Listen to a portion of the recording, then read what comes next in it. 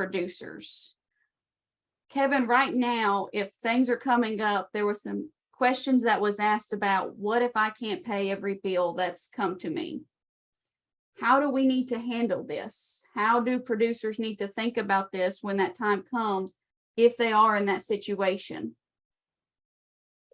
Well, thanks, Tori. And that's a good question. I guess the first thing that I would remind those producers of is, first of all, they need to take care of themselves and their family. You know, that's where they're focused on them paying those bills. But Aaron touched on it very well. During the difficult times, relationships are very important.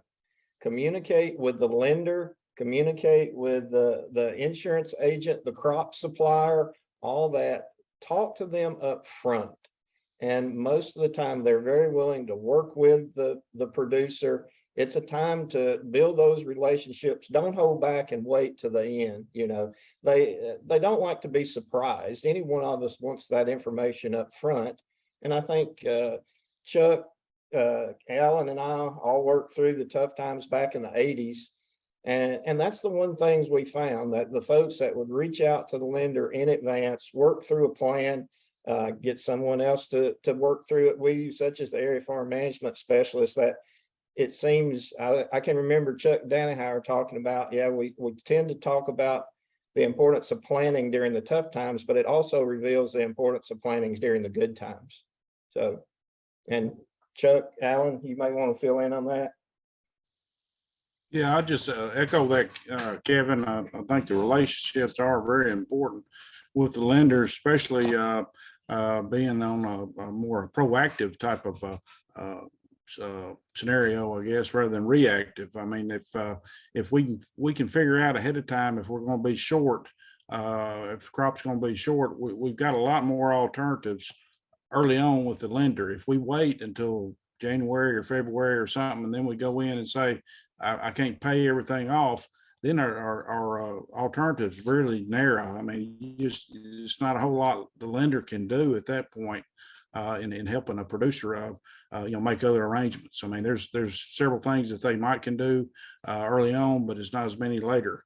In the crop insurance end, I think that's, important to have a good relationship with that crop insurance agent, talk with them, see what documents are needed as we go forward. And I also would recommend, and I hate, I don't want to come off as this wrong, but I would document everything with the crop insurance agent, what they tell you need, what documents did they tell you needed to provide, and I would do all that certainly before I destroyed any kind of crop, put a bush hog in it if it's not worth harvesting.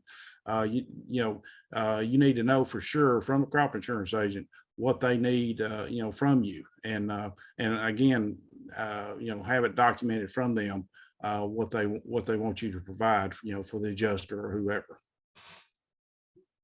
One other thing that I will just add on while we're on the crop insurance topic is we do need to remember to, all of us have different policies, but if you have a traditional revenue protection, we do get another roll of the dice here when we go through the harvest price determination period. And so when we're looking at revenue projections, even though we might not have what we want to sell, you might be able to get a revenue bump if we do see markets to continue to rally. That's not a prediction. There's way too many moving parts right now, but I know that right as we sit right now, the December contract is above that projected price determination, or the projected crop insurance price. So if we do hold that through the harvest interval, we could be looking at a potentially higher revenue guarantee. Now, it's not to say I would bank on that. We still need to act with the information that we have on hand, but you may want to consider that as you move through your planning here.